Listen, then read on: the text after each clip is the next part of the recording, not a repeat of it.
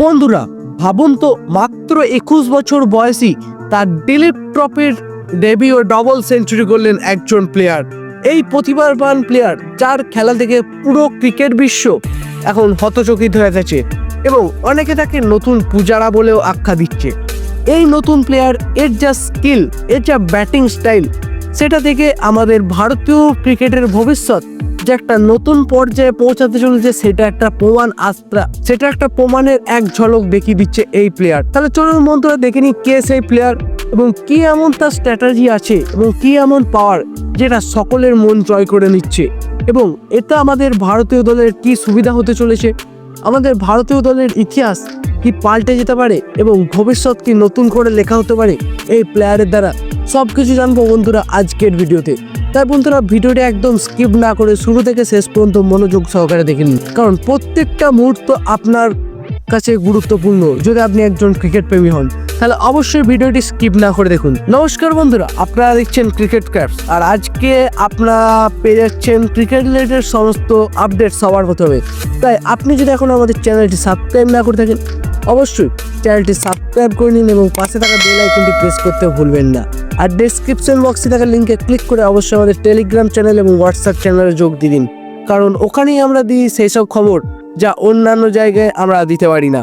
তাই অবশ্যই আমাদের টেলিগ্রাম চ্যানেল এবং হোয়াটসঅ্যাপ চ্যানেলে যোগ দিন। বন্ধুরা নতুন ঘরোয়া মরশুম শুরু হয়েছে কয়েকদিন আগেই, আর এর মধ্যে একের পর এক তরুণ ক্রিকেটার নিজের ছাপ ছাড়তে ব্যস্ত। 28 আগস্ট থেকে শুরু হওয়া এই দিলীপ ট্রফি 2025 এক যেন সবচেয়ে বিস্ময়কর ব্যাপার, যেখানে নানান নতুন প্রতিভা উঠে আসতে আমরা দেখতে পাচ্ছি। তার মধ্যেই একজন হলো বিদর্ভের 21 বছর বয়সের প্লেয়ার দানিশ মালেওয়ার। প্রথম দিলীপ ট্রফির ম্যাচে উত্তর পূর্বাঞ্চলের বিপক্ষে ব্যাট করতে নেমেই ঝড় তুলেছেন এই দীনেশ। তৃতীয় স্থানে নেমে তিনি রাজাত পাটিদারের সঙ্গে 343 রানের একটা ঝোড়ো পার্টনারশিপ গড়েছিলেন। আর তিনি কত রান করেছেন জানেন আপনারা? 222 বলে 203 রানের একটা বড়সড় ইনিংস খেলেছেন তিনি, যার মধ্যে ছিল 36টা চার এবং একটা বড় ছক্কা। পরবর্তীতে তিনি ক্লান্ত হয়ে গেলে রিটায়ার্ড আউট হয়ে ডাগ আউটে ফেরেন এবং সেই সময় গ্যালারির সবাই উঠে দাঁড়িয়ে তাকে হাততালি দিয়ে সম্বোধনা করেছিল, কারণ এই তরুণ প্রতিভা আমাদের ভারতীয় দলের ভবিষ্যৎ। গত বছর প্রথম শ্রেণীর ক্রিকেটে অভিষেক করেছিলেন এই দীনেশ।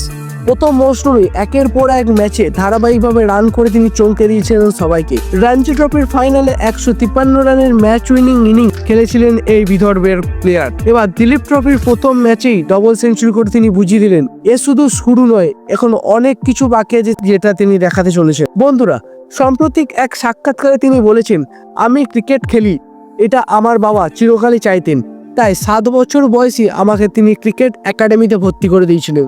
কিন্তু নানান সমস্যা এবং আর্থিক ঝুঁকি কাটিয়েও আমি এই পর্যায়ে পৌঁছাতে পেরেছি এবং আমি আমার ভবিষ্যৎকে আরো উন্নতি করতে চাই, এমনই এক মন গলিয়ে দেওয়া বক্তব্য রেখেছেন এই প্লেয়ার। প্রথম শ্রেণীর ক্রিকেটে এখনো পর্যন্ত তিনি 16টি ইনিংস খেলেছেন, যাতে সংগ্রহ করেছেন 986 রান। শুধু গত রঞ্জির মৌসুমে তিনি সংগ্রহ করেছিলেন 783 রান। এই পরিসংখ্যান বলে দিচ্ছে জাতীয় দলের জয় জয় করা নাড়ছে একদম এই প্লেয়ার। খুব শীঘ্রই তিনি জাতীয় দলের ডাক পেতে চলেছেন।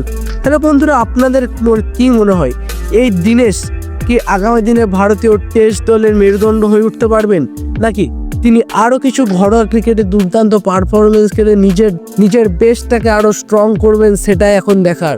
আপনাদের এই বিষয়ে কি মত অবশ্যই কমেন্টে লিখে জানাতে ভুলবেন না। বন্ধুরা ভিডিওটি ভালো লাগলে অবশ্যই বন্ধুরা লাইক করবেন এবং চ্যানেলে নতুন হয়ে থাকলে চ্যানেলটি সাবস্ক্রাইব করে পাশে থাকা বেল আইকনটি প্রেস করতে ভুলবেন না।